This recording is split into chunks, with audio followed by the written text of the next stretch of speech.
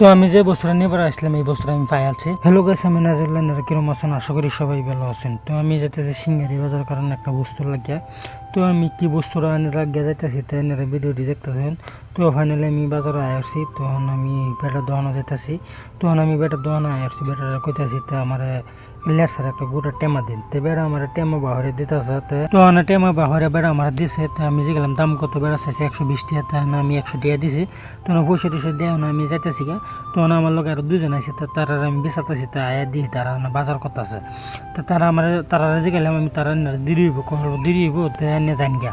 তখন আমি যাইতেছি গা, তখন সন্ধ্যে হইতেছে। তখন আমি এনতে বাইরে উঠছি। তখন আমি যাইতেছি গা বাইকের বগল। তখন আমি বাইকের বগল আসছি। তখন আমি বাইকটা স্টার্ট দিয়ে তখন আমি বাজার থেকে লাহে বাড়িতে আসি, কারণ খুবই একটা ভিড়। তখন আমি ফাইনালি বাজার থেকে বাইরে আসছি। তখন আমি যাইতেছি বাইরে আমি এই বছর আমি আজাদ দোকানো আজা আমার কয়েকটা পয়সা দেবো। তখন আমি আয়সছি আজাদ দোকানো, আয়ের দিয়ে আজাদ দোকানে মাল বাস করতেছে, খুব বিজি।